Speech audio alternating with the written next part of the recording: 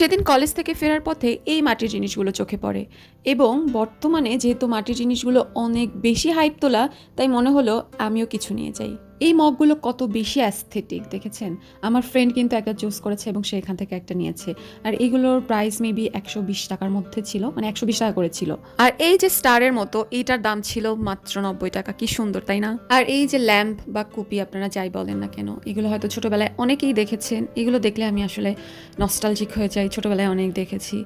এগুলোর প্রাইস একটু বেশি ছিল। এগুলো মূলত ডেকোরেশনের জন্যই এখন মানুষজন ইউজ করে।